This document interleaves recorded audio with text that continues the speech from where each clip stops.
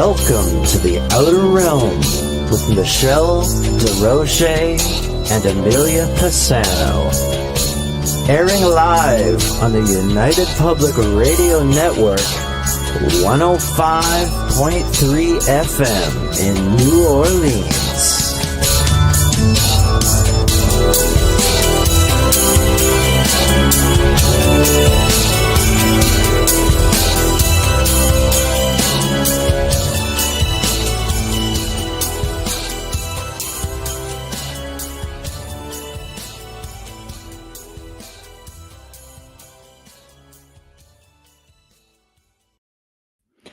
Good evening, everyone. Welcome to the Wednesday night segment of The Outer Realm. We are broadcasting live on the United Public Radio Network, 105.3 FM from the Gulf Coast, 107.7 FM from New Orleans. We are fully sponsored by the amazing people over at Folgers Coffee who have been with us for several years.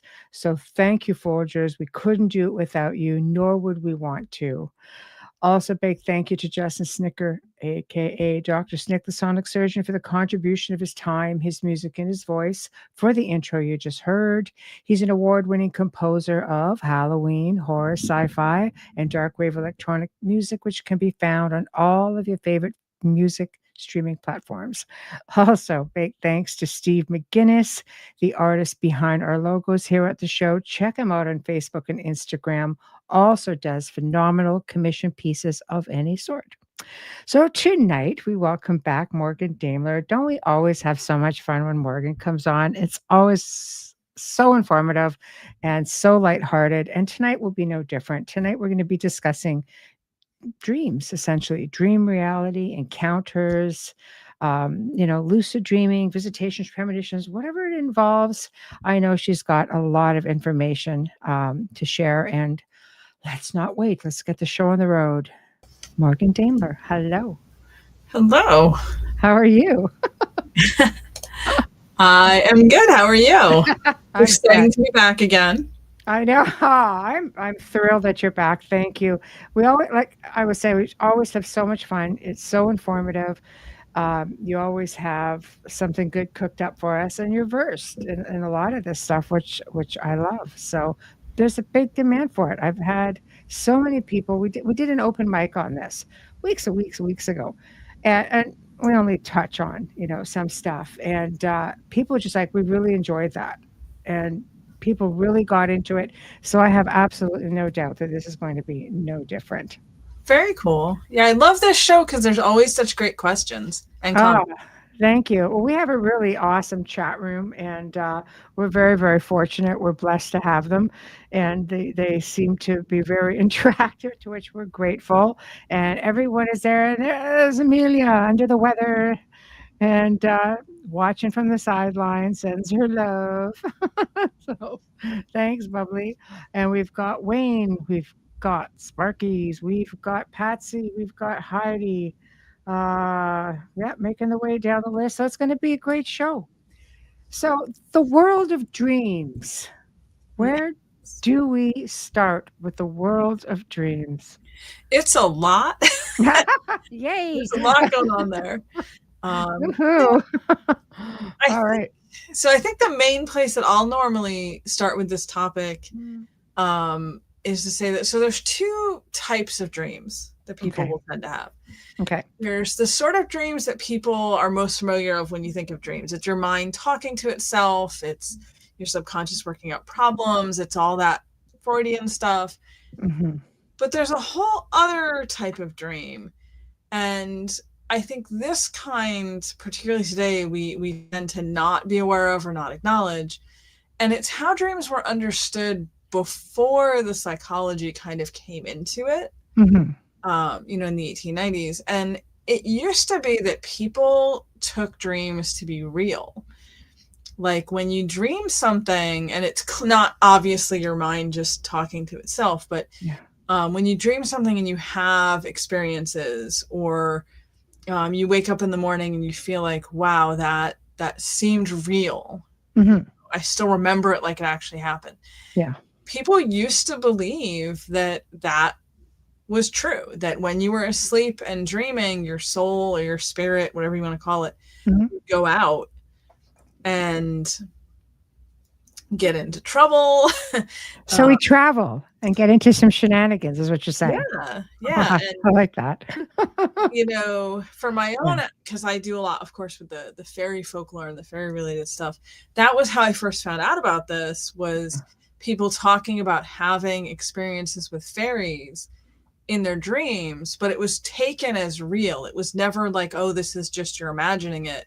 Right. It was like, no, your spirit can get into all sorts of stuff when you're sleeping, including the other world, out of this reality.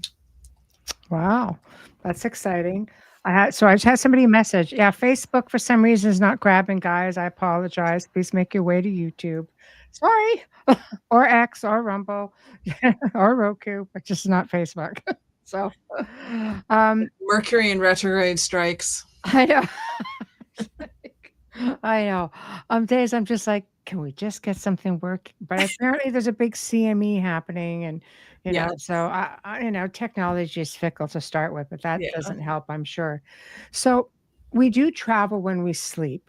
I mean, they're absolutely. I swear, you could have a good night's sleep, and you got all this stuff going on. You come back, you feel exhausted, trying to think. Like I felt like I haven't slept at all, and you know, and meanwhile, what are we doing? I mean, getting into some trouble, maybe. I feel like I work. I have this sense that I'm working, I'm doing something else.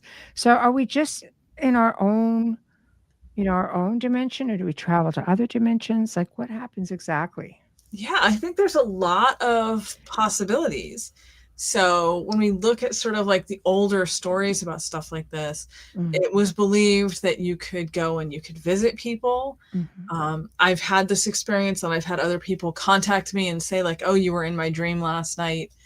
Or, you know, I dreamt that we were you know, off doing whatever. So you can certainly go out and interact with people. You can have experiences sort of within this human world, but you can also have experiences in the world of fairy. You can kind of go anywhere in spirit, because you don't have your physical body sort of anchoring you or holding you down. Your soul just kind of goes where it wants to go. Yeah. So right. So my mind obviously wants to keep working. So Wayne says the same thing. I think I'm off helping people.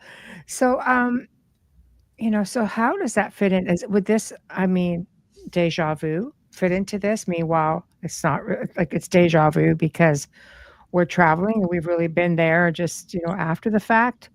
I mean, are we dreaming anything imaginary, or is it always doing something? Well, that does make it a little complicated, because certainly we do have some dreams that are pretty clearly just our mind is talking to itself. Yeah. You know, like if you've been super stressed about something and then you find yourself dreaming about that thing, that's probably more just, you know, your brain working stuff out. Right. And then we might also have dreams that are very internal, where it's still our soul. It's not us coming from our heads, so to speak. Right. But it happens kind of within ourselves in some sense. And then you definitely have the ones where you're wandering off.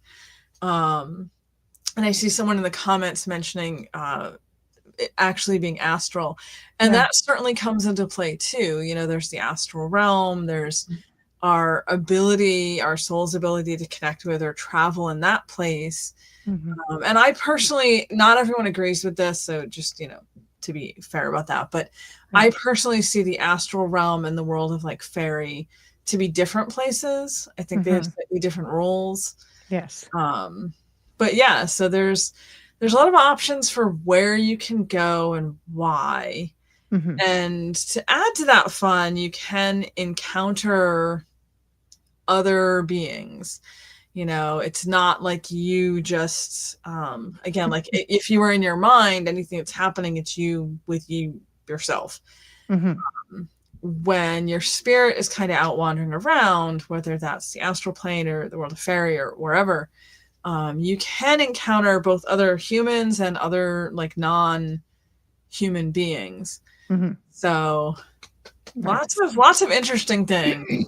So is that similar to like dream weaving, where you can meet up with somebody in your dreams, like your significant other or, a friend, and you sort of connect up and get into shenanigans together?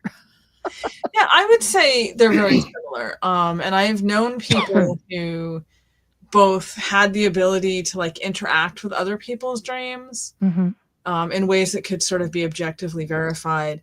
And also people who had an ability to sort of call someone else to their dream. I had a really good friend who dealt with that for a while with someone who she had a loose connection to, Mm-hmm. but not like a super tight sort of friendship connection. Right. But she would find herself dreaming about this person and then would usually run into him at some point after that. And he would say, oh, did you dream about me on such and such a day? And then he'd say, yeah, I wanted to talk to you. So I kind of called you to me. Yeah. So yeah. Facebook is up. Interesting things. So does everybody dream, or do you like, because often you'll wake up and you'll say, did you dream? No, I never dream. Yep. Because you can't ever remember it. Like, why can't we remember it? Yes. Everybody dreams. Or I should say, obviously there's exceptions to every rule. As soon as I say that, I'm thinking of, there are some medical conditions where you won't dream, but the majority of people, everybody dreams. Right. We often don't remember them.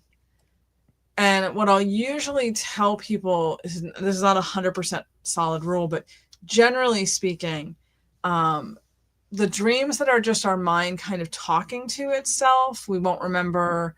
Or those are the ones you wake up, and when you wake up, you remember, like, I did whatever, and then it really fades quickly, and then you can't remember it.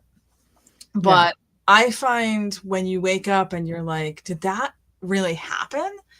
Like, was that a dream, or am I remembering something? Or it just, everything seems very real.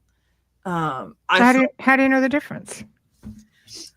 Well, like I said, I find that if you wake up and you remember it to a degree where you actually feel like that did happen. Right. And you have to sort of sit for a minute and think, like, wait, did it though? Yeah. You start second guessing yourself and you ruin it for yourself. Right. Right. But when it feels like a memory, and I've had this happen over the years. It's not like an every night thing, but there are situations where that's happened, 10, 15 years ago, and I still remember it very clearly, as if it was a memory of an actual, waking world event.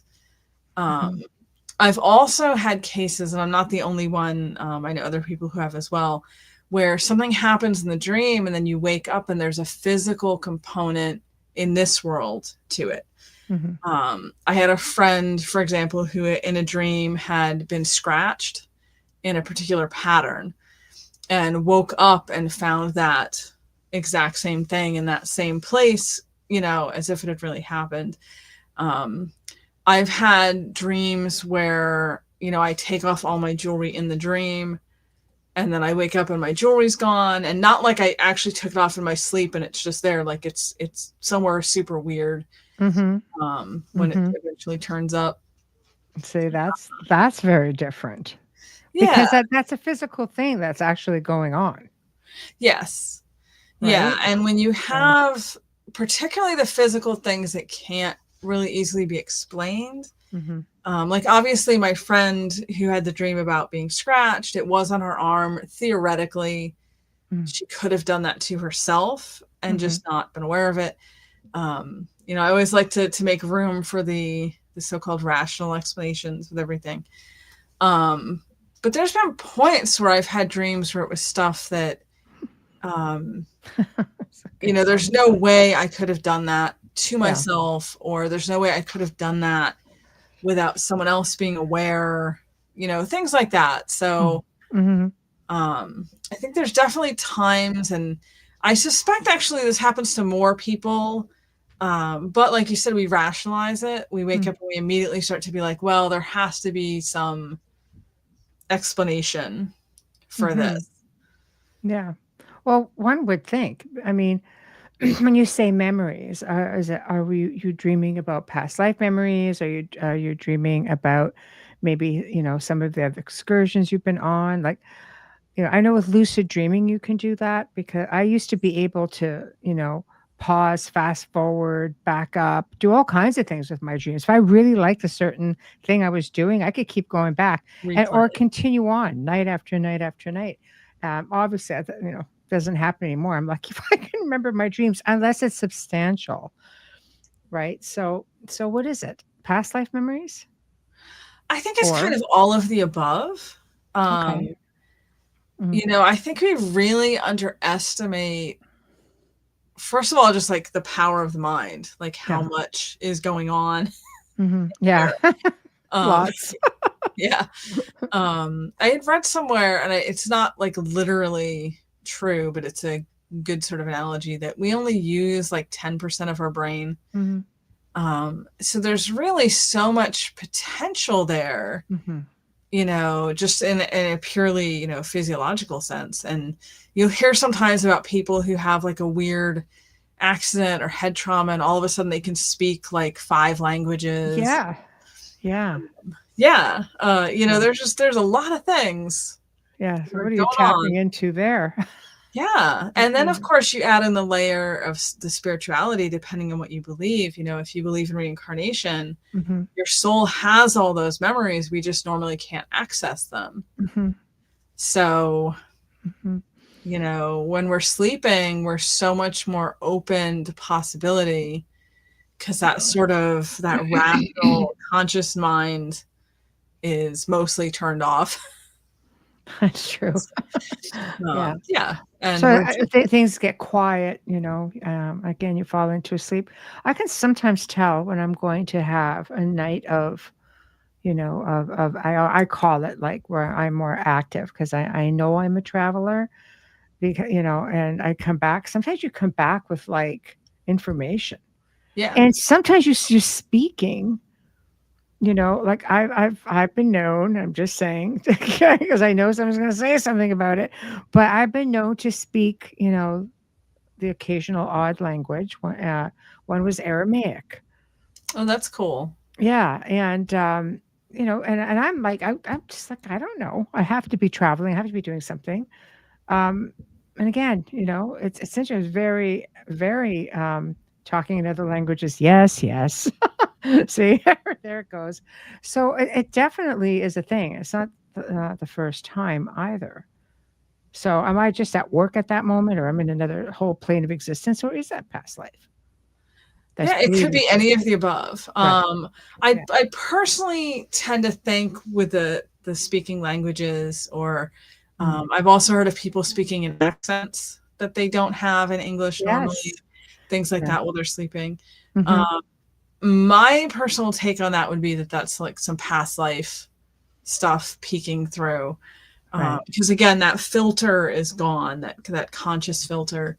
So, things can come through, things will come through. We're so much more open to things when we're sleeping for that reason. I know a lot of people who try to work with fairies. I'll try not to make this entire episode about fairies. Oh, well, if it's it is connected, so I mean, feel free to jump where you have to. They're bound to come up a little bit at least. Yeah, that's okay. More than okay. But I know people who, who work with them or connected to them, who will receive communication in dreams, or they'll be brought places, they'll be taught things. I'll give you a personal example here. I had a dream. Oh Lord, it has to be probably 10 years ago at this point, because it's been a while. I should preface this by saying I am not someone who cooks a lot. Over here too. Yeah, I cook enough to survive, and my children are still alive. That's about where we're at with the cooking. But I promise that's important to the story. So I don't know a lot about cooking. I'm not one of those people who lives in the kitchen, whatever. We're just basic. We manage to get by. And I had a dream like 10 years ago, and in the dream, I was with this woman, and she was showing me how to cook these, she called them like honey cakes, but it was literally just flour and like an egg, I think, and honey mixed together. And then she was showing me like in detail in the dream, like this is how much to measure. This is how you mix it. This is how you cook it. And then you put honey on it when you're, finishing it. Yeah. And I woke up and I was like, that was, first of all, super intense. Like I remembered it very clearly when I woke up. But then I got kind of curious because I'm like, I don't even know if this would work. I don't know enough about cooking to begin with to know if the thing I was given even makes any kind of sense. But I'm like, well, let's try. I mean, what's the worst that's going to happen? Yeah. And it actually is very edible. The way I was shown in the dream, it's almost like these honey pancakes is how they come out. Yeah. But I also figured out a way to bake them so they make like actual little cakes. And this was all from a dream. Wow, very interesting. So somebody maybe over there wants to see you do some baking or some cooking. Trying to encourage me. Yeah. Yeah. But I thought it was really fascinating that it was something that I had no knowledge base for it. There was no way my own subconscious came up with this, basically. Yeah. But when I actually tried to do it, it worked, Yeah. So that's very cool. You're getting something out of it. It's almost like getting like a download, because Yes. I mean, I have actually, woken up with like hands on my head, and I end up like just drifting off. And next thing you know, you've got all this knowledge, or you're able to see things, like I can lay down and say, I want to tap into the dragon realm, for example, I want to see it, and there it is. Yeah. Right. Does it happen all the time? No, I wish it did. I'd be playing the lottery if I could do that, all the time. But if I'm just in the right headspace, I can if I can will myself to go in and check out, these different places. But when you get these downloads, could that even be considered, since it's a lot of times it happens in the dream state? So where is that coming from? I think it happens in the dream state because we're more open to it. Right. I think if we could find a way when we're awake to have that same sort of unfiltered connection, we could get more of things like those downloads. I think the downloads, again, some of it can be past life stuff. If you knew things in a past life, I do believe that can come through in current life. But I think a lot of times it's different sorts of spirits or beings or whatever we want to call them, trying to communicate with us. And sometimes that means just directly giving this information. Could also be your soul wandering off and, connecting to something and getting that kind of information. And I know you'd kind of mentioned this before, and then we moved on to something else, but I have had friends who've had experiences with like deja vu, but in ways that sort of act as warnings. Like I had a friend who had a very vivid dream of her mother in her mother's house, and there was an issue with the furnace. Like a premonition. I think it ended up exploding in the dream. It was very dramatic. And so then like a few days go by and her mother calls her and she's talking, and her mother starts describing a bunch of the things that had happened in the dream. And so she immediately got really freaked out and was like, you need to get out of your house. There's an issue with the furnace. And her mother, for whatever reason, was trusting enough to be like, okay, you're clearly concerned about this and upset, so I'm going to listen. And there was some sort of leak that was happening that she hadn't been aware of. So it was a little mix of like deja vu and like forewarning. Yeah, that's what I say. Like you get premonitions like that, and these like dark foreboding things. Well, I just thought it was so fascinating that what reminded her was that feeling of deja vu as her mother's describing this stuff, and she's realizing this is literally everything that I saw in that dream, and at the starting part of the dream. And she said that the feeling of it was just so strange. Mhm. It's like, listening to her mother talking as if she had already like heard all of this before, Mhm. if it was a conversation they had in the dream. And I mean, it worked out obviously because it saved her, but Yeah. yeah, very unnerving though. It would be unnerving. It's just, it's funny because I know people who will tell you they don't have a gifted bone in their body, but yet they'll have premonitions, Yeah. and they happen. And I'm just like, like I've met people, throughout my life, like people I've worked with, and clients and such, and they're like, "Oh no, like this happens to me all the time." I'm like, "I think you're gifted." No, no.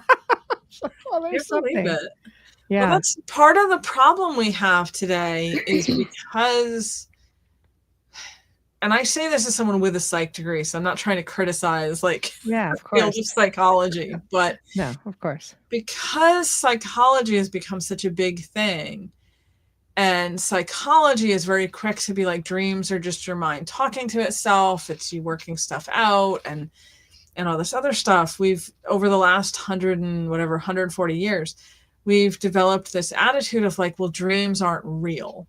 Mhm, Dreams are just your imagination, your mind.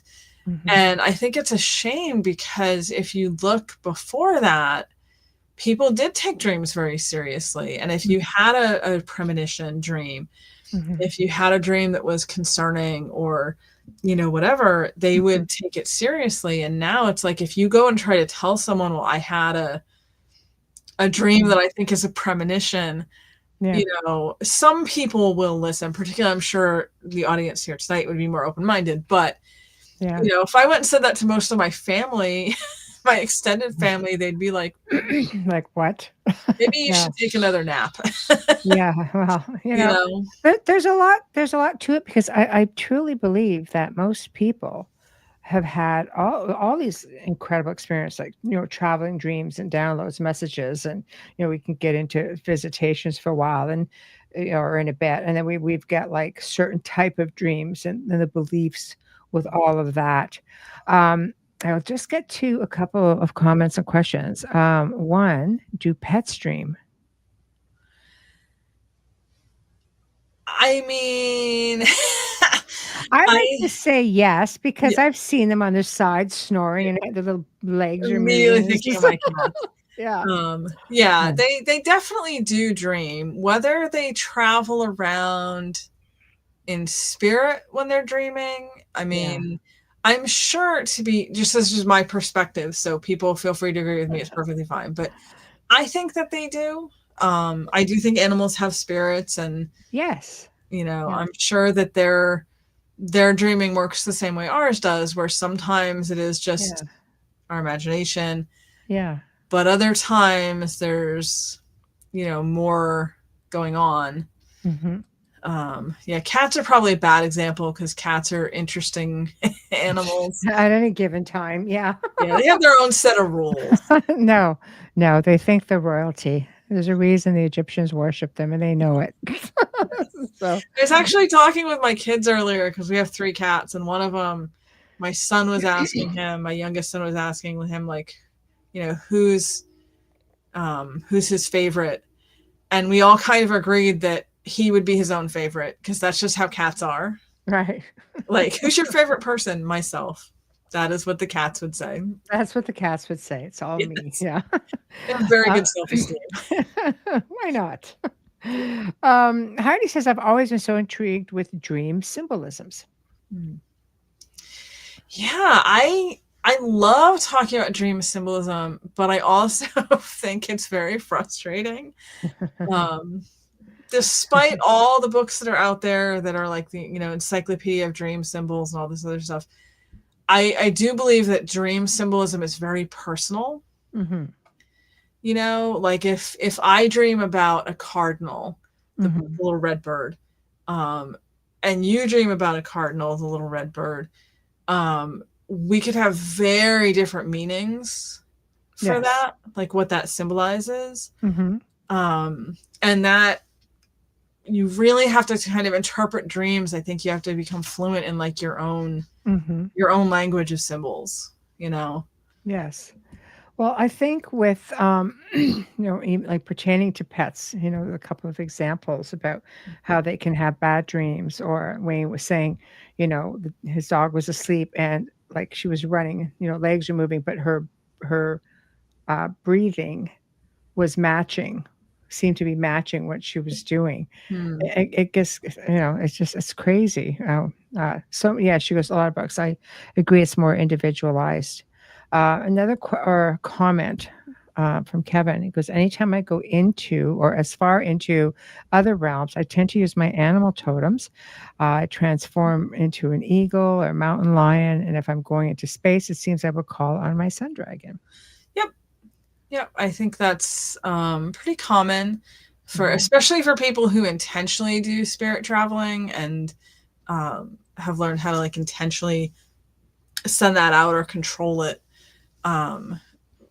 There's this sort of fluidity with spirit where, we can appear in a human form if that's what we're choosing to do, but we can also kind of reshape and influence things in ways that we can't do, in our waking life. I assume most people probably can't anyway.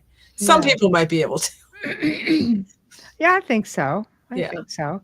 And when you get into symbolism, again, I really like using birds. Mhm. When you see them in dreams, because in waking life, for example, a lot of loved ones, like my mother, for example, loved doves and cardinals, and we would see cardinals all the time. My sister would see doves. That would be just like, oh, for Pete's sakes!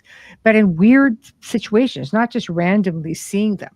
Yeah. Like you'd have one sitting there. Like I had a dove when a friend of mine passed forever over top of my door sill, and it was a white dove that somebody like let off at a wedding. And I'm like, God sakes, this bird's been here for a week. It's ridiculous. I put food out and I don't know if it would eat or not. So I called a friend of mine who dealt with birds, and he was on his way to pick this poor little dove up, and she left. Yeah. Just So, left. I mean, and then when you're dreaming about, let's say, crows or ravens, people panic because there are a lot of cultures out there, or misleading information about, the just bad omens and, messengers of doom, but they are messengers Yeah. for sure. So what happens if you see one? You wake up and you're ready to have a stroke because you think something terrible is about ready to happen to you. Yeah. It's And it's it's funny actually, because I had someone fairly recently, he was asking about owls. What do owls symbolize? mhm, And I was like, that is such an impossible question to answer, because if you look at this culture here, yeah, owls are symbols of wisdom. If you yes, look at this culture over here, they're horrible bad omens. yeah, If you look at this other culture, like it yeah. just the possibilities are so all over the place. So You is know? this where you have to maybe get into dream interpretation? Yeah. Because not everything is what it seems. Like if you dream of death, it doesn't necessarily mean death. It's like rebirth, right? Yes.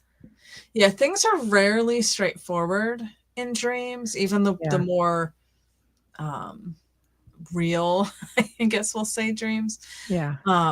It's usually not like, if you're afraid of something happening, you're usually not going to dream about that specific thing, Mhm. but you'll dream about something that your mind subconsciously associates with it. Mhm. Everyone will get a laugh out of this, I'm sure. When I get really stressed out, like if I have to do a big presentation for something, or I'm just feeling very like imposter syndrome-y, I will always end up dreaming about being back in high school. Oh, really? Why But would you not do like that to yourself? not like I'm a teenager in high school, but like I'm an adult, but I'm going Right. to high school, and somehow Yeah. everyone Yeah. thinks I'm supposed to be there, Mhm. and it's very stressful. Right. Have you ever tried to interpret it to see what's up with high schools and just what it represents? Because you really have to dissect a dream, don't Yeah. you? I mean, literally, it's like I dreamt of a snake, but I was in the hollow, and I had, and then there was this person, or there was this apple tree specifically, or in the color, or Yeah. I was just gonna say colors. yeah, Colors can be really important too, where I should say, apparently not everyone dreams in color, but if you are the sort of person who dreams in color, if you're dreaming and everything is, say, green, but for you, green's a good color. That's like a good luck color. That would be a good thing, good energy. Whereas like if you're someone who associates green with like jealousy, totally different meaning. So yeah, I always encourage people, like, try to start building your own sort of catalog of symbols and figure out what you think of with certain colors. I'm a huge believer in writing down your dreams, like as soon as you wake up, keep a little thing journal. Because if you don't, it'll be gone, won't it? Like, it's hard. But I mean, I just talk to my phone because I know I can't write when I'm kind of like, oh my God, I got to remember this. But it's weird because in my dream, I'll say, I need to write this down. I need to remember this. I'm aware that in my dream that I'm not going to remember it when I wake up. It's ridiculous. That's funny. Well, and I think sure, we can go with that. Well, it's funny that like you have the self-awareness in the moment of like, I know. It's so disappointing. You wake up, you're like, damn, all I remember was a part where I said I had to remind myself. All I remember is that I need to remember this.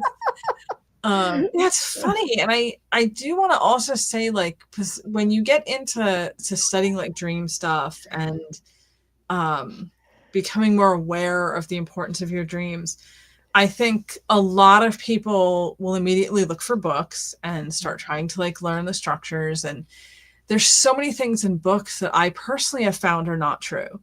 Like, you'll read people talking about how like you can't read in dreams.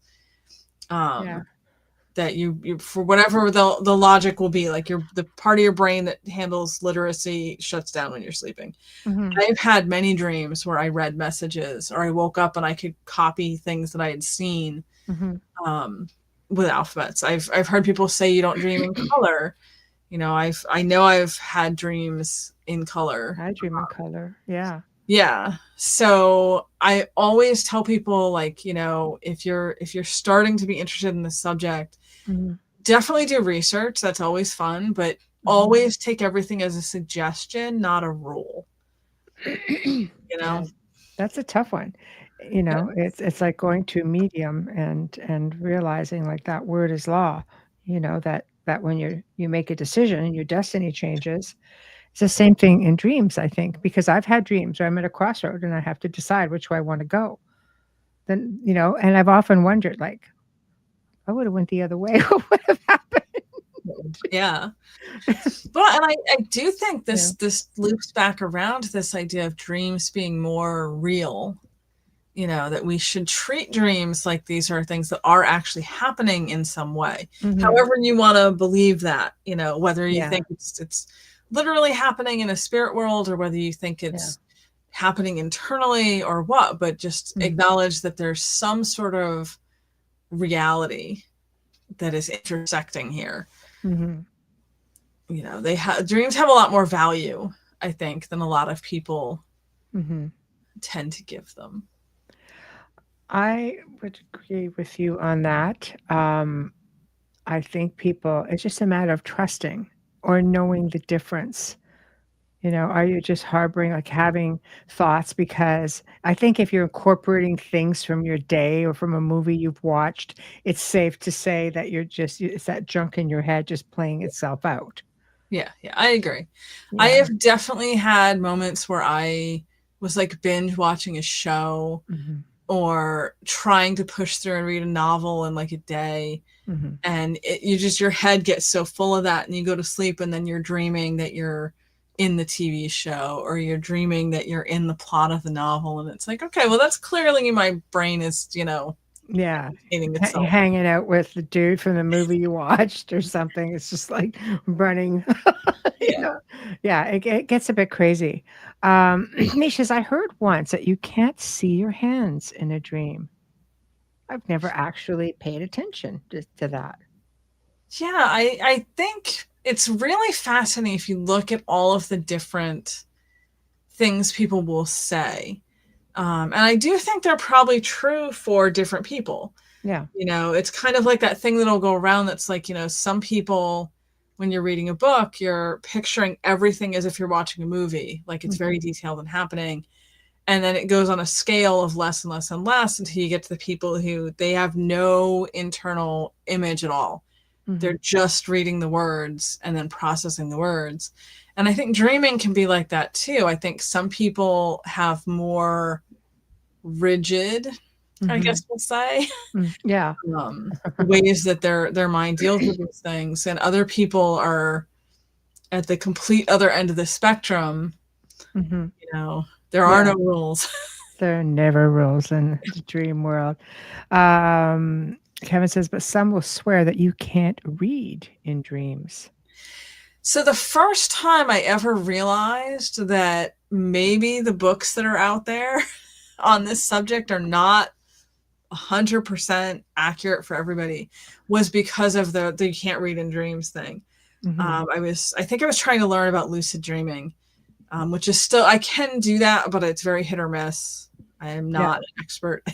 I'm not good at it anymore. No. But I think I was initially when I was trying to, and I was reading one author who, this is probably back in, you know, like the 2000s, so I don't remember the author's name, but was pretty well known at the time for like writing about dream stuff. And they were very adamant that you absolutely cannot read in a dream, and that that's a good way to tell, to like train your brain to be aware that you're in a dream so that you can lucid dream and take control of it. And I immediately was like, I read in dreams all the time. Like, I don't know what's wrong with my brain, but you know, I've even woken up and been able to like remember symbols that I've seen that aren't, you know, alphabetical letters. So what kind of symbols? Like, what kind of symbols? Like hieroglyphs or? I guess pictographs is what we call them. Okay. Yeah. Right. Like I had a very intense, this is one of those dreams I can still remember, even though it was years and years ago. A very intense dream that I was somewhere where there was like a river and there were a bunch of people swimming and a lot of stones and stuff. Yeah. And someone pulled me aside and asked me if I wanted like basically a psychic reading in the dream. Like, do they want me to tell me my future? And I was like, well, sure, you know, why not? And I distinctly remember they got a stick and they were drawing symbols in the sand, like next to the water, and explaining as they were showing. And I was focusing so much on remembering the symbols. When I woke up, I could remember the symbols. I wrote them all down, but I couldn't remember what the person was saying they each meant. So I was focusing on the wrong thing. See, if you can master lucid dreaming, you could go back and just go through that one moment. Yeah. So, it's tough. It's tough. Like coming from someone who used to lucid dream all the time, and I could will it to happen just by thinking about it roughly 15 minutes before I went to bed. I would think of what I wanted to do, where I wanted to be, and who I wanted to be with. You know, the with part didn't always work. I mean, sometimes I would just say, oh, you know, I'd like a visitation, like with my grandfather. I used to visit with him a lot, and he had passed at that time, and I could just do it, you know, and if I wanted to just stay there in that time and moment, I could just put myself there. But now it's like you have kids and it just something to your brain cells. You just can't get back there. It just takes them out of your head. I actually have a bit of a theory since you brought it up. Yeah. Because I have noticed, I have 3 children, and I've noticed particularly since my youngest was born, it's much harder for me to have these sorts of like intense connective dreams and lucid dreaming and spirit traveling. And I really truly think part of it is that the more kids you have, the more your brain gets trained. Every little noise wakes you up. It's true. Every little thing, like you get very hyper aware. You can't allow yourself to get deep enough into a dream state, basically. Yeah. I really do think that it's, you know, whether it's your spirit is staying closer because you might be needed, or it rewires something and it makes it a little more challenging. Yeah. I mean, That's he's very hard. 12 now. He does not need me to be super hyper aware mom, But but you're conditioned now, you see. yeah, I've So been trained. it's a lot different. Yeah. Um, Phil was saying that his wife has lesions on her brain from MS, and that she lucid dreams all the time. And damage to areas of the brain involved in sleep and cognitive function, which can be seen on an MRI, may cause changes to dreams in people with multiple sclerosis. Yep. Yeah. I wasn't aware of that before, but that makes a lot of sense to me. Because like Yeah. I am aware of people who've had things like head injuries, Hmm. concussions, or small bleeds on the brain that then it opens something up or it rewires something in a way that's different Hmm. than people who don't have that same issue. Anytime we think about stuff like that, we always think of it as a negative thing. Hmm. Obviously, I mean, MS in general is a negative thing, but Yeah. sometimes that can still open things up in a different way that other people can't access. Yeah. No, I used to actually did aging myself a bit back in the day. I actually did my school co-op for the MS Society, and I learned a lot about things like that. It was, quite fascinating. How everything works up here. Um, he says here, many people with MS report having vivid dreams and nightmares that are often specifically related to their disease. Some dream about being disabled or having their symptoms progress Yeah. and so on. Which brings us to nightmares. Where to Excellent. put that? Yeah. You know, because I mean, if you can control your dreams, Mhm. I imagine there are people who lucid dream, for example, who may not end up in that situation. So where do nightmares come from in the dream reality world? Yeah, so much like with everything else we've been talking about, there's no simple answer, but some of it is definitely your brain talking, stressing itself out, basically. Yeah. Like I said, I'll have nightmares about being back in high school, but an adult, but trying to hide that I'm an adult, which is just ridiculous and much more stressful than it sounds when I'm explaining it. But that's obviously just my brain is working some things out. Um, I do think sometimes we have premonitions Mm-hmm. that can appear as nightmares if they're more on the negative end of things. My friend with the furnace issue with her mother, she initially thought that was a nightmare. She just thought, I'm so anxious and worried about my mom, Mm-hmm. until it was actually happening. And then she was like, oh, this is literally what I dreamed. So Mm-hmm. maybe this was not just a nightmare. Mm-hmm. But there's also certain types of spirits that can cause nightmares. The word nightmare in English actually comes from that. Mayor, Marin is another name for them, are a particular type of spirit. And they were called nightmares because they would attack people at night when they were sleeping. There's all sorts of like folk remedies to kind of defend against them, but they would not only cause you to have like horrible dreams, nightmares, but they also would cause sleep paralysis and would sit on a person's chest so that they felt like they couldn't breathe. Yeah, like the hag syndrome that Exactly. happens in the paranormal community. Exactly, and that's where that comes from. It's all rooted in Yeah. this concept of the mayor, Mm. Yeah. which I realize in English it gets confusing because nightmare and then mayor is like a female horse, but that's not what we're talking about. Yeah. Different word. Yeah. But yeah, if anyone was ever curious where the word nightmare came from, it came from these night spirits, these hags that would attack people while they were sleeping. And it's really fascinating to look at that sort of component to it. Mhm. And then of course you have alien abduction experiences where people are sleeping. That happens. That happens. Sleep Right. paralysis, Yep. which will wake you up. I mean, there's the sleep paralysis thing, aside from the scientific side of things, has often been expressed, by experiencers in alien abduction or contact, as well as Again, the hag syndrome and the paranormal, you Yep. know. I was gonna say we see it with fairy folklore sometimes too. There's a huge amount of crossover between aliens and abduction stories and fairy folklore and belief. But that's one thing that you'll see, this sleep paralysis being talked about by people who have certain types of paranormal experiences, but also people who have certain alien or alien abduction experiences. So it's fascinating stuff to me.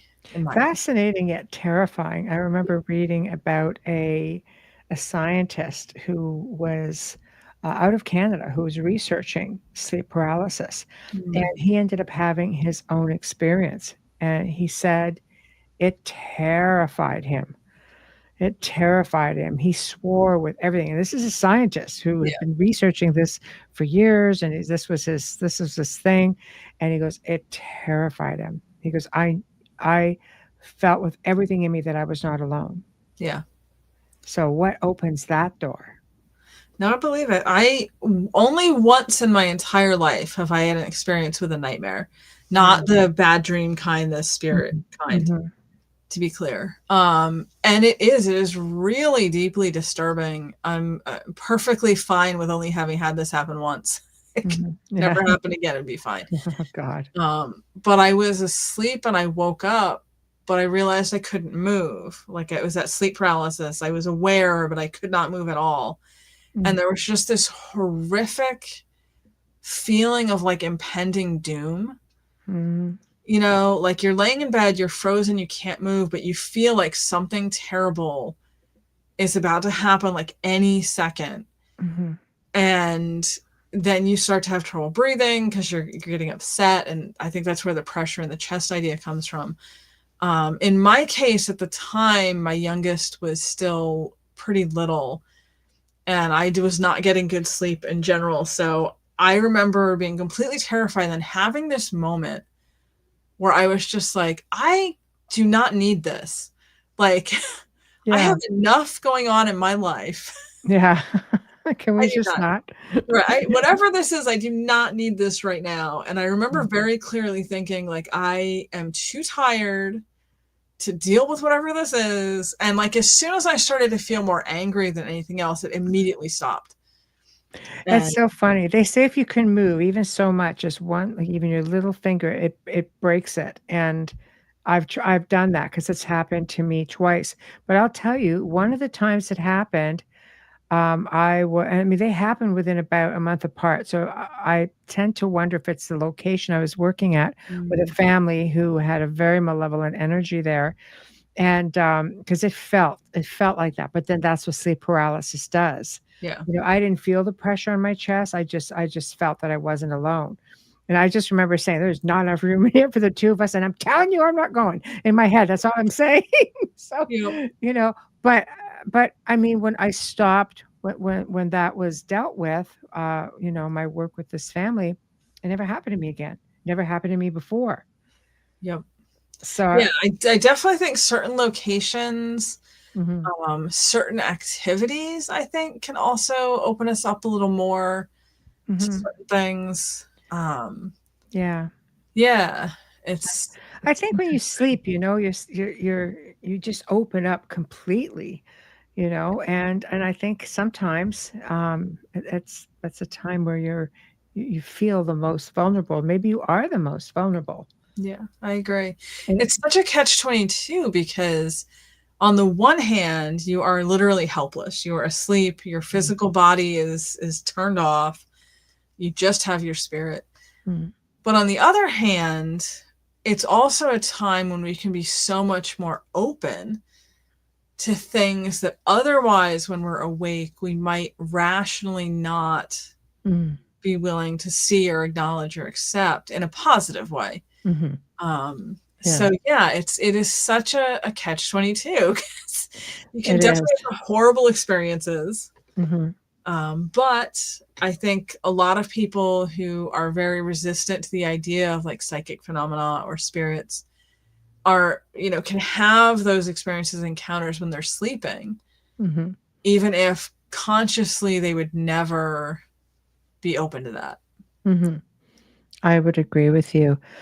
Mish says, I have, like old hags, sometimes only I can't open my eyes or move, but I can hear someone rustling through my stuff in my room. It's horrible. Yeah. Yeah, it is. I'm sorry that that person deals with this repeatedly because, like I said, I dealt with it once and that was horrible. So I can't imagine. I know there's people who have it like on a regular basis. Oh, I can't imagine it. So do we become, I mean, there is that belief that we ourselves are portals, right? And do you think it's just that door just goes wide open when we are in a deep state of sleep? I think often it does. And I think that is probably the reason. I think the humans are just wired this way.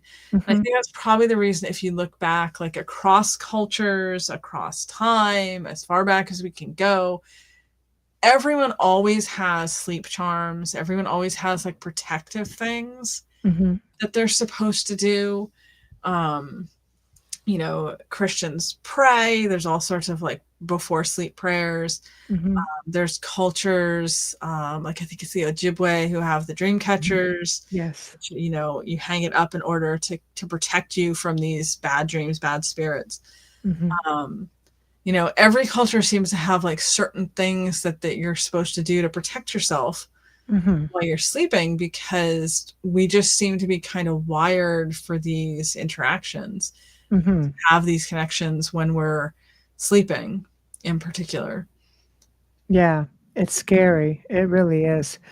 It can be. Yeah. It can be. I just think if you're not prepared or you're not aware, I mean, probably have half the world at least that just goes to bed every night thinking you're just going to bed every night, and you might have a dream.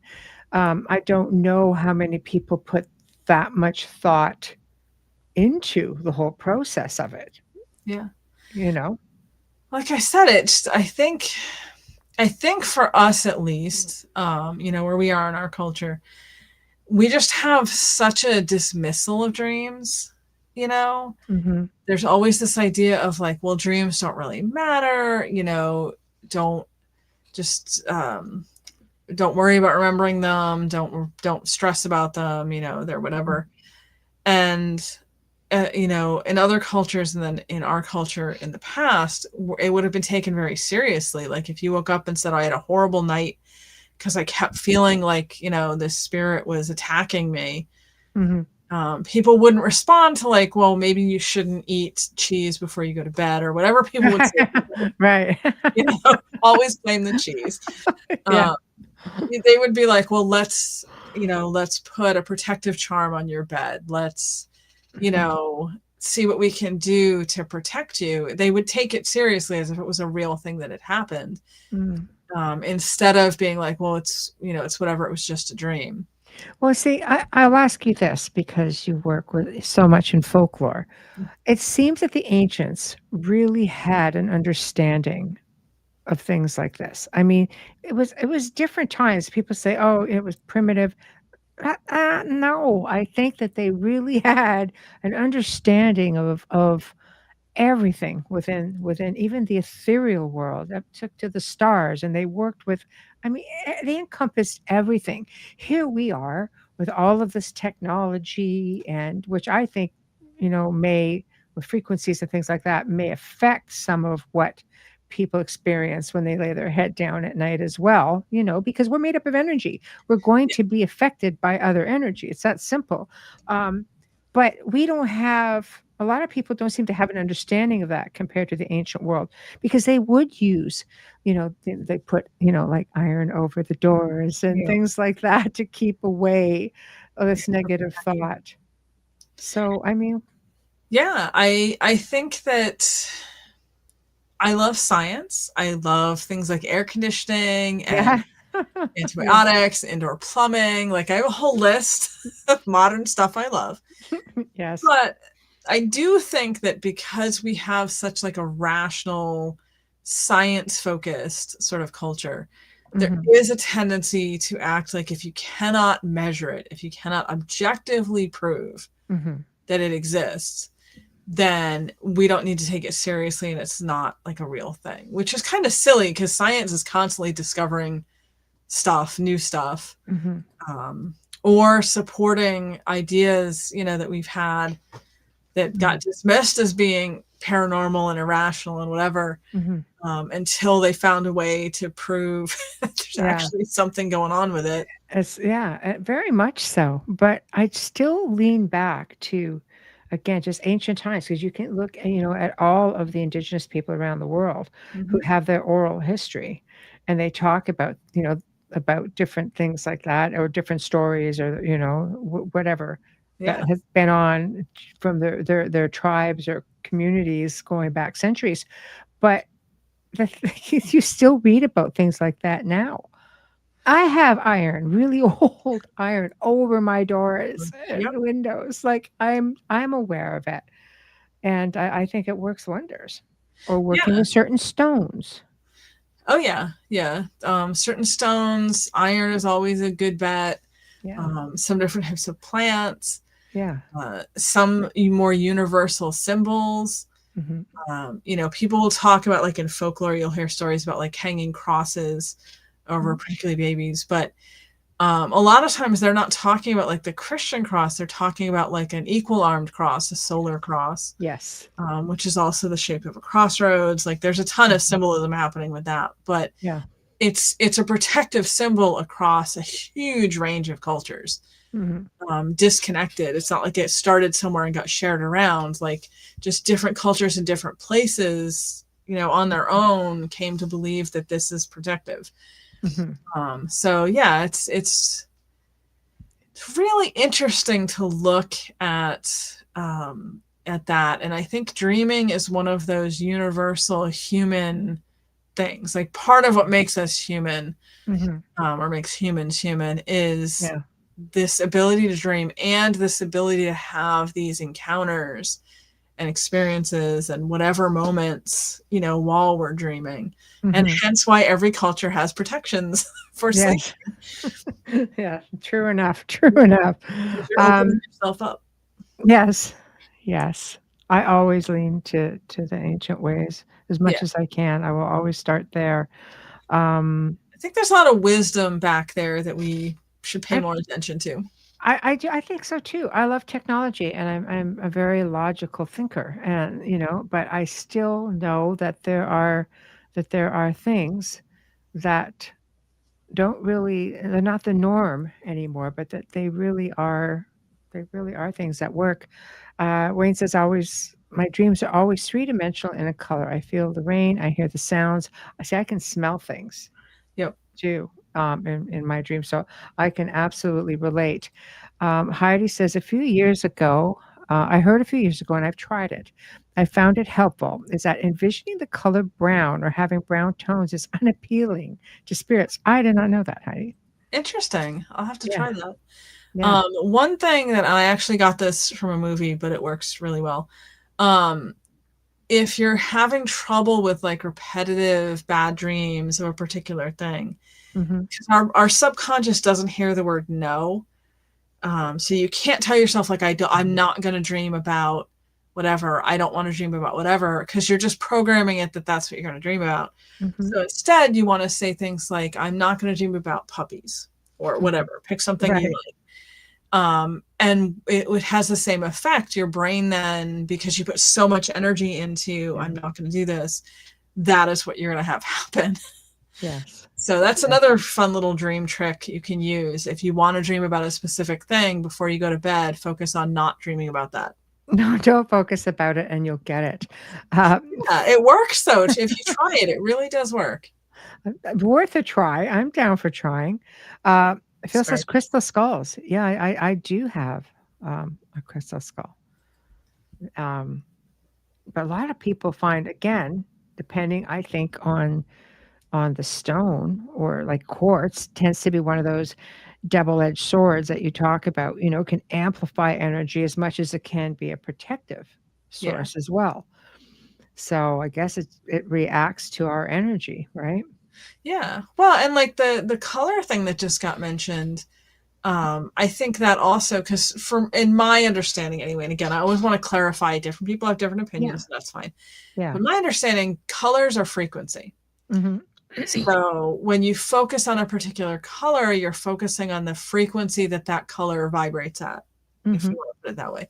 Yeah. So it makes sense to me that you pick a color like brown that probably has like a lower vibrational level. Yeah. That would be a color that maybe would not appeal to a lot of spirits. It would act like in a protective way. Whereas if you're focusing on a different color that might be more inviting or opening, you're going to get different results. Yeah. I mean, I could see that. I could see that. I mean, spirits are people once too. Nobody likes brown. Just, Well, but it's an earth color as well.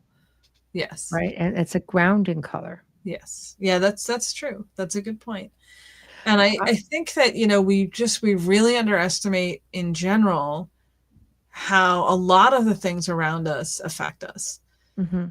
Colors are a good example. You mentioned crystals. I hear a lot of people will get very, poo-poo about crystals, like it's just new age nonsense. But there's been so many studies that show that no, actually crystals do have connections to certain things. They do influence. Tesla believed it.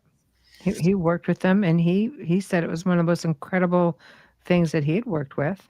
Yeah, I think that if we were less skeptical, and we, like, in a general sense, not anyone here specifically, if we were less skeptical and more open to experimenting and trying things, I think there's a lot of stuff that we would figure out, kind of like that color brown protecting your dreams thing. There's a lot of things we would figure out if we just were willing to try. Yeah.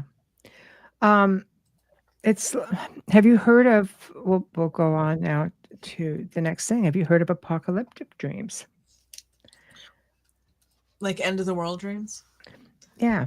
There's a theory that people who have them, because a lot of times apocalyptic dreams are centered, like people that contactees have spoken about, like alien contactees, experiencers, that it's always the red sand and it's always apocalyptic, a lot of fire, and they think maybe it goes back to our time on Mars, because it's believed even that maybe it's from our life on Mars and that we came here from there.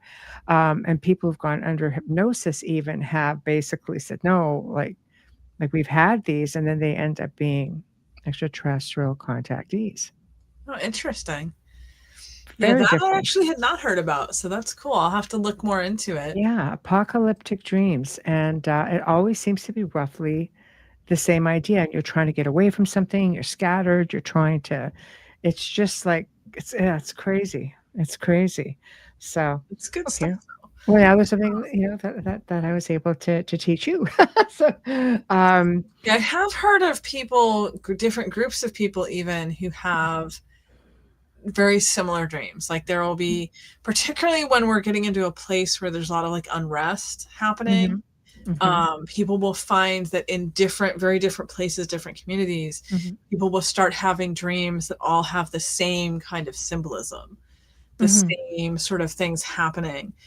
And, one view on that is, again, depending on how you understand a lot of these things, is that there is like a collective unconsciousness for humans, collective unconscious. And unconsciousness, that's interesting.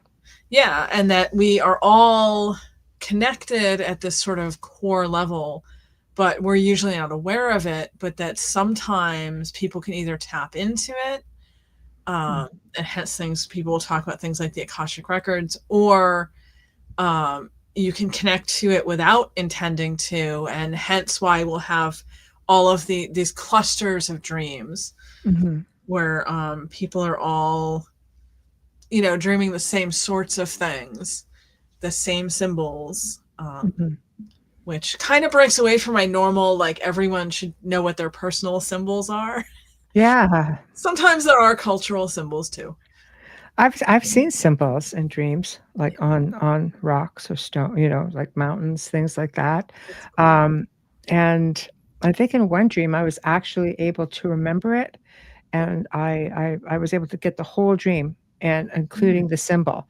I'd have to go back and find those notes and let you know. But it was very, very fascinating to say the least, because it doesn't happen to me with that much detail usually. Um, Visitations seems to be one of the obviously favorite for those who are aware of them.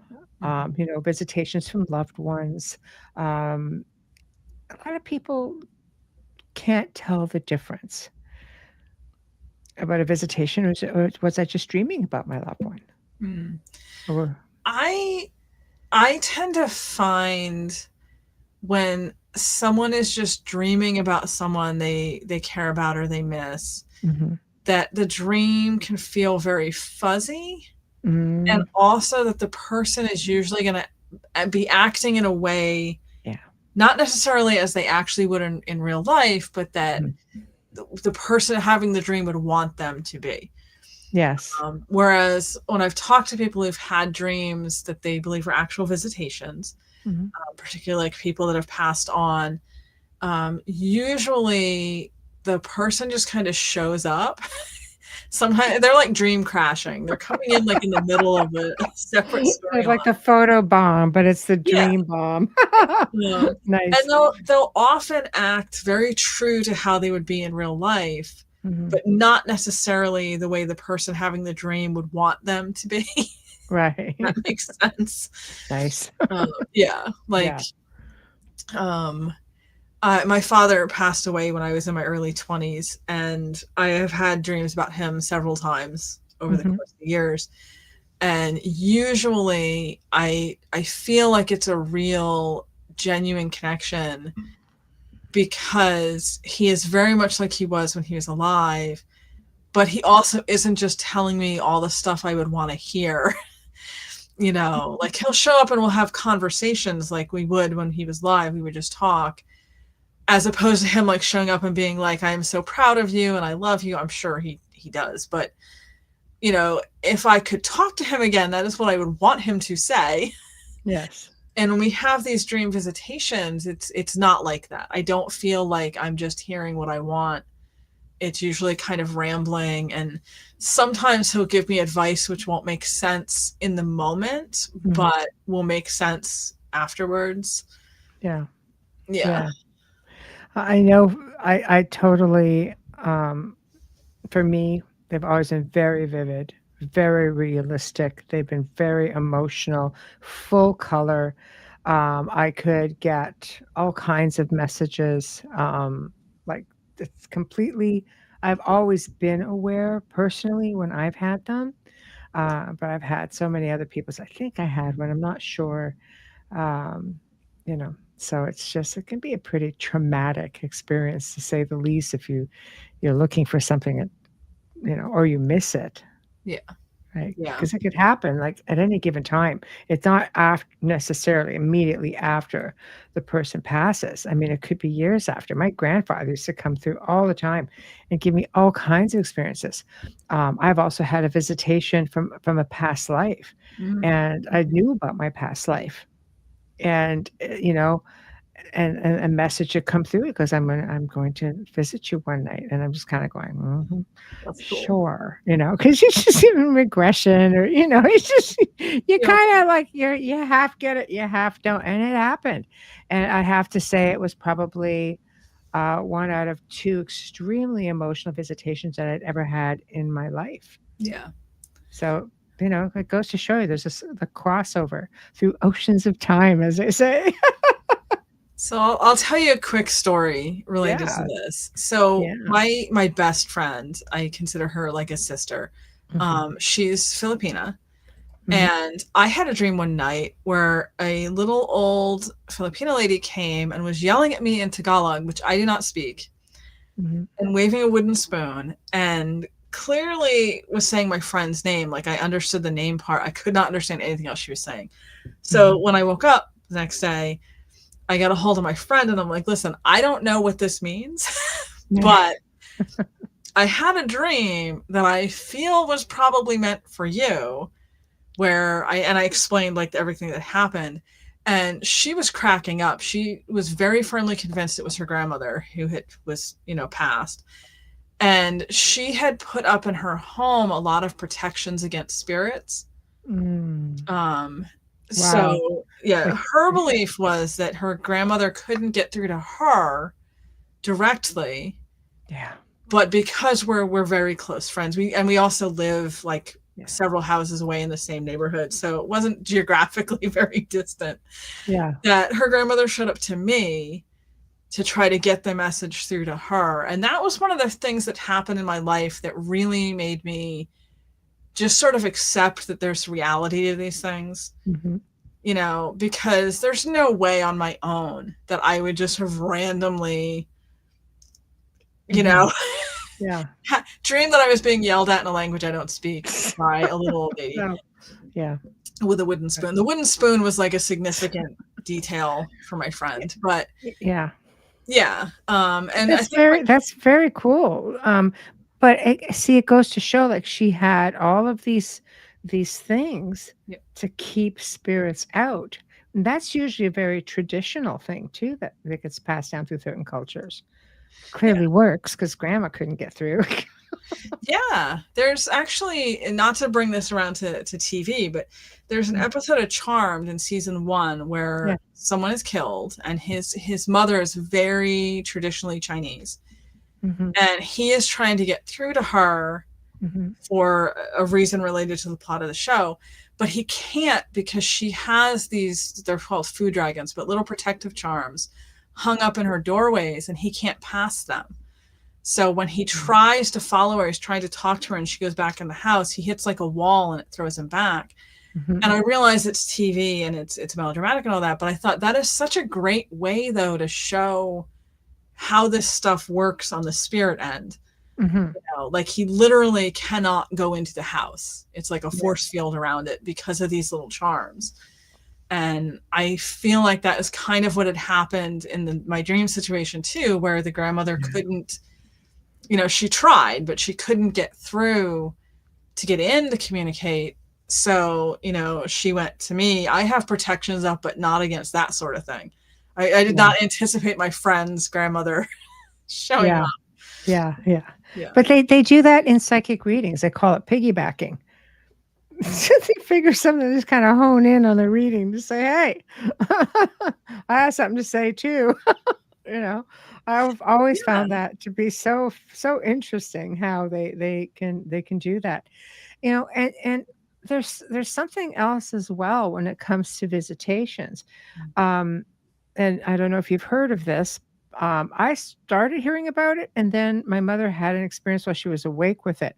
But there's this theory that when someone comes to you in your dream that is deceased and they look different, even a little bit different. Now, in the world of the paranormal, they'll say, well, if you see a spirit that looks like this and there's something off about them, like the hair might be different or the clothes might be too big for them, then you're being tricked. That's a trickster, right?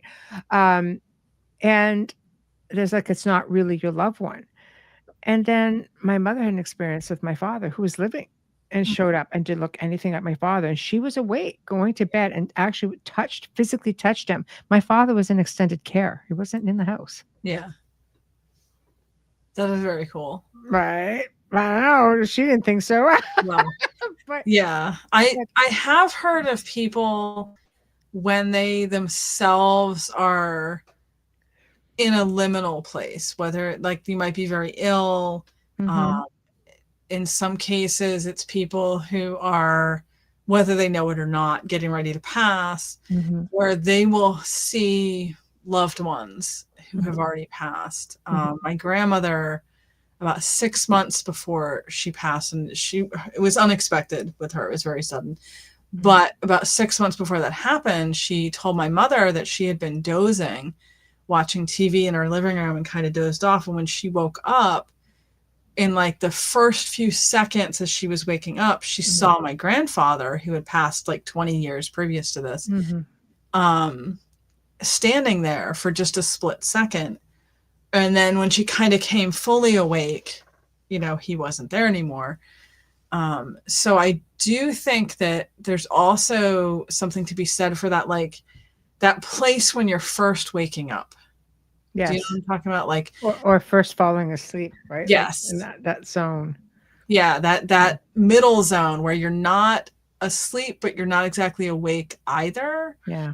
I think our perception is so much more open during those periods. I had some experiences after my father had passed where when I would first be waking up, I would immediately get a sensation someone was standing directly next to my bed, and it would always scare the poop out of me. Yeah. And then I would open my eyes, and in that split second, I would realize, oh, it's my father. And then he would be gone. And I finally had to ask him to stop. I was like, I appreciate that you're trying to look out for me, keep an eye on me, say hello now that you've passed. But like you are literally scaring me every single morning as I'm waking up. We need a better system. Right. And it did stop after that. But I think that some of it was that it was that moment where, you're not quite awake, you're not quite asleep. Things are sort of in the middle zone. And getting back to what you originally said that started this, I did find when I would see my father initially, I knew it was my father, but he didn't look the way he was looking when he passed. He looked younger. Well, that's another theory, like Wayne is saying, that they deliberately take on the appearance or persona of the time when they were the happiest. Yes. So that's maybe people who may not recognize them because I didn't know my father when he was like 20, for example, right? Like, right. So I guess there's that as well. But there's, I know in the paranormal when they say, with the trickster, they'll say, no, sometimes the eyes are just really dark. Sometimes the clothes are too big for them. Like it's little things. But there's another belief where they think it's a dimensional, like it may be the same, essence in a different life, in a different dimension, living simultaneously. And there's a crossover. And I thought that's interesting as well. I've heard that theory mentioned when it comes to the fetch or the doppelganger. There's a specific kind of spirit that will appear, and it usually looks exactly like the person. It's going about the person's day, but the person physically is not there yet. Like you might have, your husband's coming home from work, and he comes in and he says, hi, and you're like, or you usually say hi, and they don't speak, I should say. And you just figure, he had a rough day. He goes to the bathroom, whatever. And then a little bit later, your husband comes in again, but this time for real. And you're like, I thought you're already here. And then he speaks to you and is like, well, I just got home. And you kind of realize, that initial thing that I saw was some kind of spirit, but there's a whole theory that it's actually like a dimensional crossover that you're kind of getting through. Yeah, you're getting a quick glimpse into a different reality, and that's why they don't interact with you. Yeah. But it's not necessarily a good omen or a bad omen or anything. It just is a weird thing that happens sometimes. Yeah, my son, when he was quite young, had a martial arts instructor whose father had passed away. My son did not know him. But apparently his instructor looked a lot like his father. And he came up to me pretty distraught. He goes, I saw, so-and-so. I'm going, well, that's impossible. Because he thought it was his instructor. I said, no, that's not a thing. Because it was him. It looked like him. And basically it was, his instructor said to us, because that actually sounds a lot like my father. Yeah. So there's that thing again, where it's just like, there'd be no reason for him, because he's just an instructor. It's not like you and your best friend. Right. But sometimes I think too, it's just if you're in a certain place at a certain time, and you're more open, and children usually are. Yeah. This wasn't a dream though. This was like, the guy was like right there.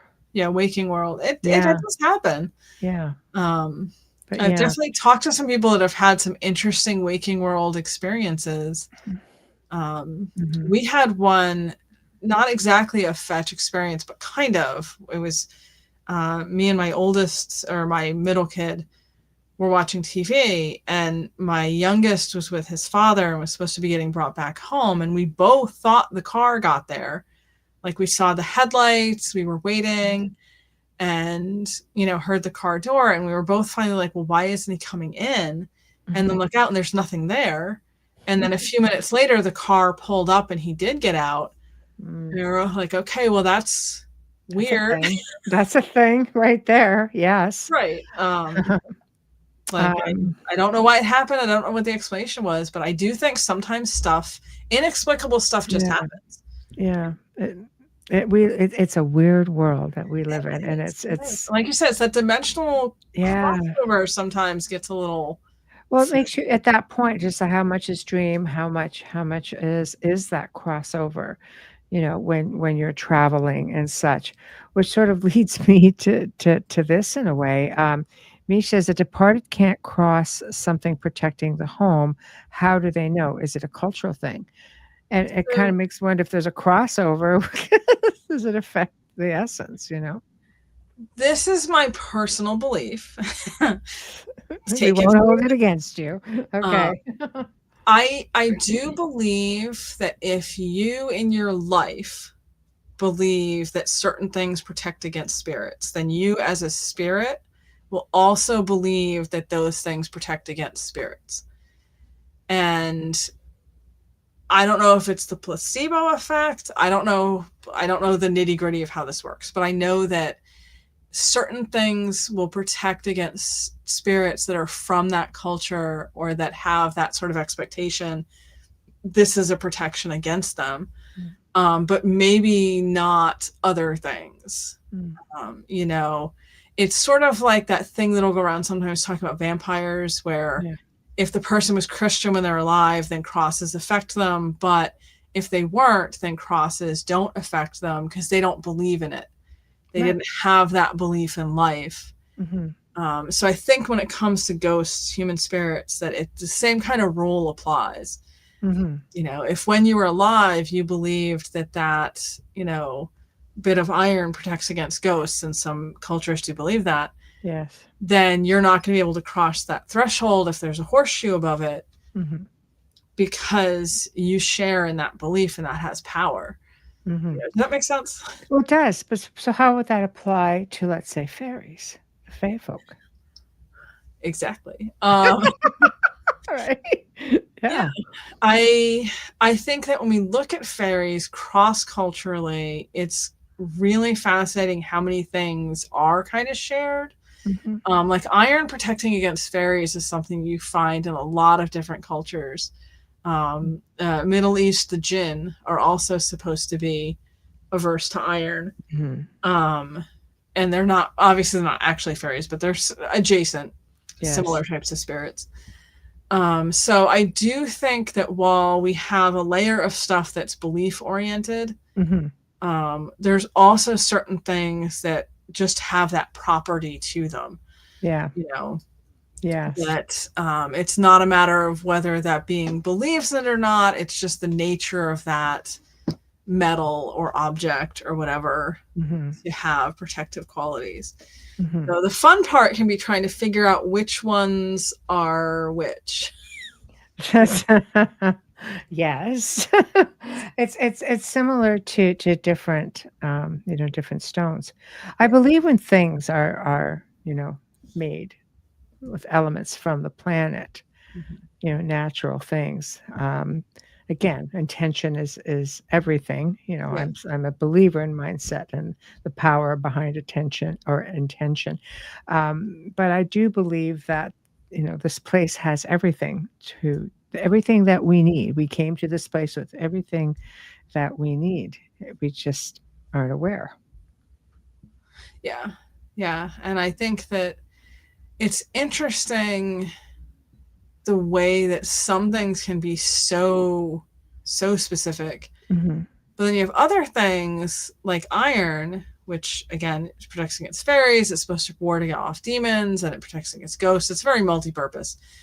But iron is actually not from this planet. Iron is something that has come here from other places, dying stars in particular. Yes. so when you know that and realize that people 2,000, 3,000, 4,000 years ago who had no way to know this still perceived somehow like this metal is weird and different and has properties that are, you know, the word iron literally means like blessed or holy.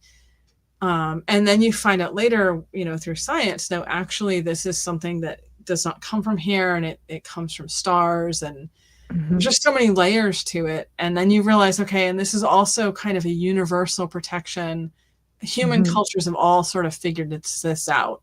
That this particular metal, you know, has these qualities, and that obviously kind of transcends individual belief. Yeah, I mean, I wear moldavite and meteorite. I always wear it both. I love moldavite. Like every day. Yeah. Just instinctively, I've just been drawn to it for as long as I can remember. I love moldavite. You're lucky if you got some before it got popular.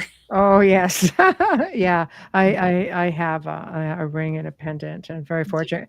And again, with that, I honestly should just do a show on gemstones and different things, because there's so much about it that people, they're buying fake moldavite and they have absolutely no idea. It's a plague. I try to tell people or warn people, if it's inexpensive, it's not real. No. Because real moldavite has gotten so expensive. It has. It has. Yeah. So when you're seeing it for like 10, 20 bucks, I'm like, that is not real. Not. No. And that $10, $20 piece would probably be closer to about 75 or 100. Yeah. You know. Yeah. A lot of people don't realize, I'm sure you know this, but for the audience, that moldavite only comes from one location. And it's literally the remains of a meteorite that crashed. So there's a limited amount of it. And it got super, super popular a few years ago. I know. And so the price just went through the roof because there's only so much to be had. It's kind of a finite source. And and unfortunately, because it's a meteorite, it is fairly easy to fake. I know. Get a certificate of authenticity. Try to find a source you can trust. There's a lot of research that you need to do to it, because there are differences. Yeah. And there are different pages, even on social media, that will show you those differences. Like, I had to really do my research before I made my purchases. Yeah. You know? Yeah. It's I have a friend who owns a store, which is how I know kind of the back of the house stuff with some of this. And it's the same thing with her. She's like, she always buys from sources that do certificates and verification, and that she can be confident, you know. And like you said, you should do a whole show on stones, actually, now that we're on the subject. Right, yep, for it. I can recommend someone that would be a little better than me. I'll take that recommendation. I'll take it. Yeah, but people don't realize how many stones are faked. You know, and this is, again, something I learned from my friend who has this store, but like a lot of turquoise is actually dyed howlite. Yeah. A lot of citrine is heat treated amethyst. There's so many things out there. A lot of moldavite is glass. A lot of amber is plastic. That's right. Yeah. Amber is another one. It's tough. I look for old pieces. Yeah. I'll go to estate sales or auctions. I will look for old pieces more than I will with purchasing new pieces. Yep. Right. So I can't believe the time is just like whizzed by again. So it's a great topic. No, it was. People love it. I always find it so fascinating, the world of dreams, because it's just it's dreams, right? Yeah. I love that we got to talk about it, because I do think one thing that I have a very strong opinion about is more people should treat dreams as real, or at least be open-minded to the idea that things that happen in dreams or things we get in dreams are real and important, and not just sort of blow them off. Yeah. I agree with you.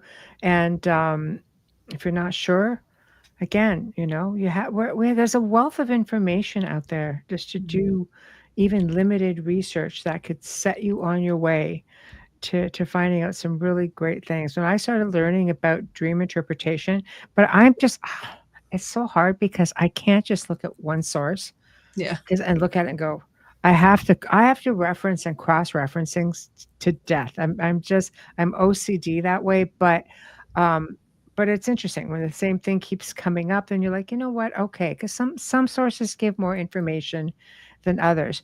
But Mhm. when you put that together and it pertains to something that you're experiencing in your life, sometimes you might be just getting cool little messages just through, and maybe that's how even the spirits on the side will communicate with you via imagery or just via color, like you say, and then you put it together, and it's just like, wow, that was cool, and I completely get this. Like Yeah. this makes sense to me, right? One thing that I highly recommend everyone do, if possible, is keep a dream journal. Yes. Because you'll be surprised too how often you'll have a dream that in the moment you'll be like, this is weird. I don't know what this means. Mhm. But then something else will happen. Some little bit of time will pass. And all of a sudden it'll be like, oh, now I understand. I get it. Yeah. Now it makes sense. Yes. Yeah. I love it. So what do you have coming up? You're writing another book? I know you're writing another book because you're scheduled to come back again. So I know you're writing another Yeah, book. I always have something else. I like to keep busy. I have a book on the fairy courts that's coming out next March, and then I have a book on the wild hunt, which I'm really excited about because that's one of those topics that, again, I think a lot of people would be really fascinated by. Yeah. But we just don't hear anyone talking about it too much. Not as much as we should. I only talk about it, when it's like seasonal. I've mentioned it because it is the most fascinating topic. So I know you're slated to come back, and we might have to just do another one when that book's ready too, because I love everything about the wild hunt. Yeah, I would love to get into a good combo about that. And Yeah. that was one of those subjects that I went into it and I'm like, oh, I know a lot about this. That's why I wanted to write about it. And then I started researching. I was like, I know nothing about this. But it's so cool. Like I learned so much. Yeah. When I was trying to research it, and I knew it was a fascinating topic, but then I'm like, this is much cooler even than I thought it was. Just the layers with it, and again, that cross-cultural thing coming in. Yeah. Yeah, I am looking really forward to that. So we will talk. Let's book that. Only you know your timelines. I have to kind of rely on you for that. So I'm trying to remember when that one's coming out. I think it's June. Okay, so we could keep going. This is good. So I like that. I love it. All right, everybody, thank you for tuning in. A lot of new faces and a lot of familiar faces. Great conversation, great questions.